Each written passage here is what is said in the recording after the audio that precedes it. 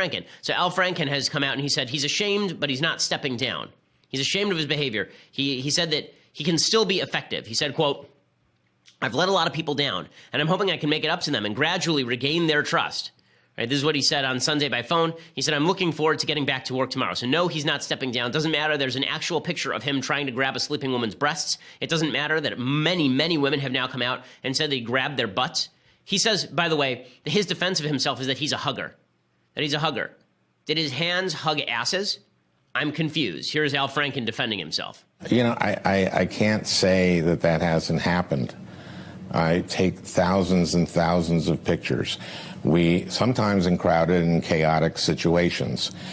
I can't say I haven't done that, and I am very sorry if these women experience that. Okay, they didn't experience it. You grabbed their butts. Like, dude, you know who takes a lot of pictures in crowded situations? Right here, me. Okay, I do it all the time. Mathis, my producer, can attest to this, okay? I do this all the time. I'm in major crowds all the time, taking pictures with lots of people, including many young women. Not once has my hand gravitated toward their posteriors. You know why? Because that's sexual assault. You're not supposed to grab people on their butts, you stupid piece of crap. Okay, and here he is saying, I'm sorry if they experienced that, as though it was like a hurricane. It just sort of came along and swept them along. Oh, well, I'm sorry they had to experience that inevitability of life, which is my hand on their butt. My bad. You know how far the shoulder is from the butt, by the way? It's a long way from the butt. Okay, when I take, not to give like basic, the knee bone is connected to the shin bone, but when I take a picture with somebody and my hand is up here at their shoulder, I have to travel at least 2 feet downward to reach an ass. Okay, but apparently Al Franken's hand is so driven by gravity downward. Right? He has the heaviest hand in the world. He just can't keep it up there, just slides down. And then he says, well, I'll apologize if these women experienced anything. It's just terrible. I just can't. But I'm not stepping down. I'm not leaving or anything. And the Democrats are not going to force him to leave. Okay, and the proof is there. It's all there. It's pretty astonishing. So another one of these Democrats demonstrating her hypocrisy. There's a woman named Jackie Speier. Jackie Speier is a Democratic representative, and Ms. Speier she has said that there are multiple sexual predators basically in Congress, and John Conyers is not one of them. She has said that she knew about all of that people know who these people are.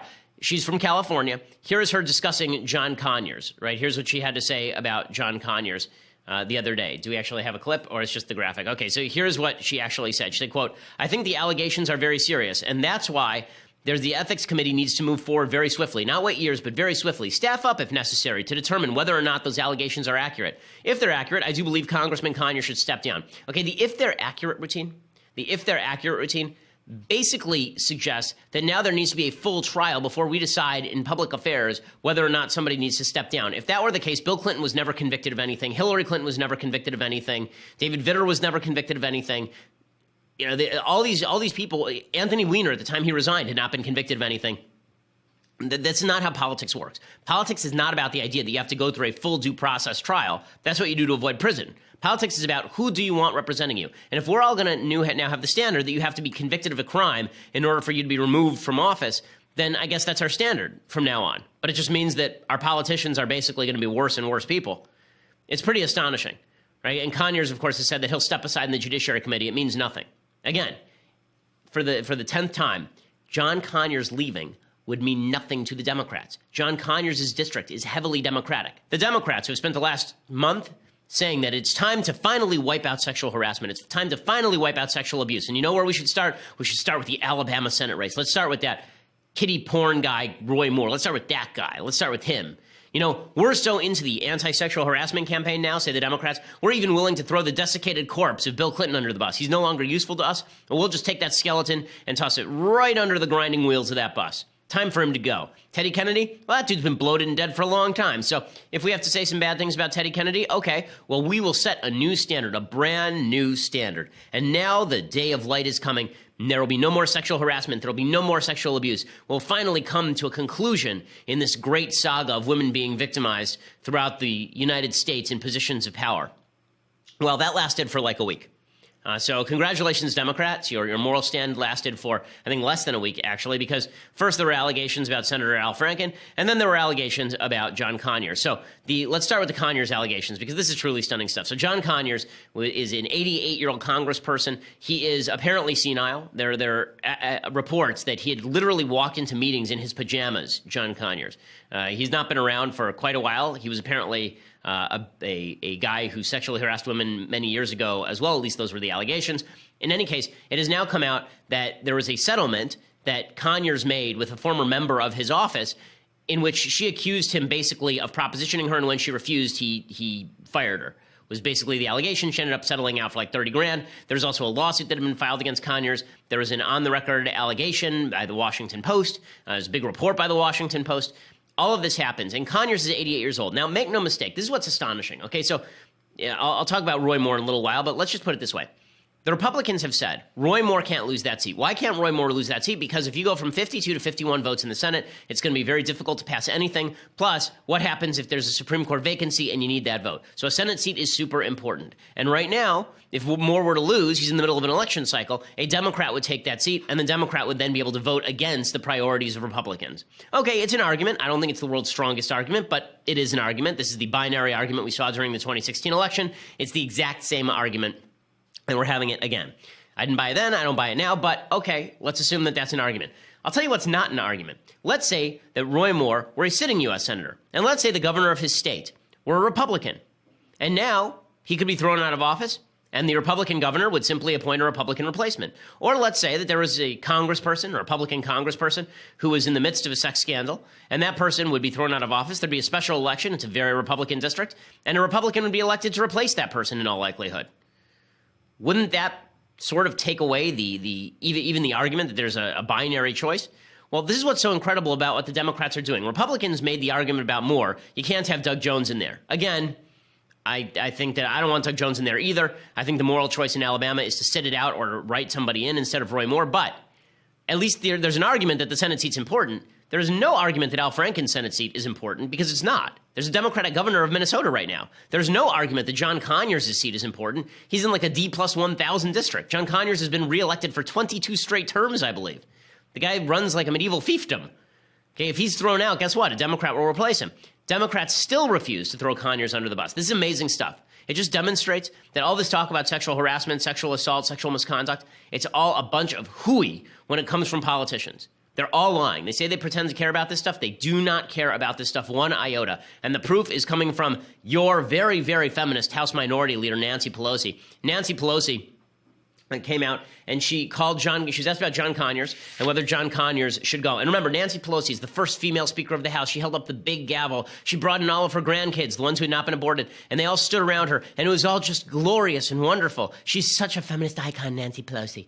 Now she's specifically asked about John Conyers, who has many allegations of sexual harassment against him by Chuck Todd, and here is Nancy Pelosi's answer. You said there's now a zero tolerance. Yes. John Conyers, what does that mean for him right now? Let's say in or out? We are strengthened by due process. Mm-hmm. Just because someone is accused, and was it one accusation? Is it two? I think there has to be. John Conyers is an icon in our country.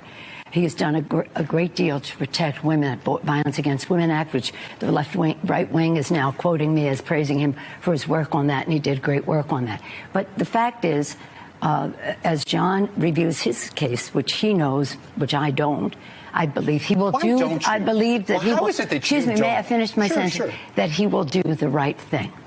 He will do the right thing. So here's what he did. He stepped down from the House Judiciary Committee, which the Democrats wanted him to do anyway, because they want somebody who is not senile in charge of that committee. But when she says, we don't know the accusers, how many there are, or what they've said, well, we know there's a settlement. We know there was a Washington Post story full of allegations. We know that you're calling on Roy Moore to step down from his Alabama Senate race over over allegations that are, quote unquote, similarly vague, because they're not vague, right? Nancy Pelosi, great feminist hero, says John Conyers is an icon, he must stay. And then she goes even further. She defends Franken, she defends Bill Clinton, and then she calls Roy Moore a child molester. I don't know how you can hold a standard of evidence that says that Al Franken is innocent, Bill Clinton is innocent, and Roy Moore is guilty. That standard of evidence does not exist. Obviously, it is a generational change, but let me just say the concern that we had then was that they were impeaching the President of the United States, and for something that had nothing to do with the performance of his duties, and trying to take him out for that reason. Why do you think the reaction was different by women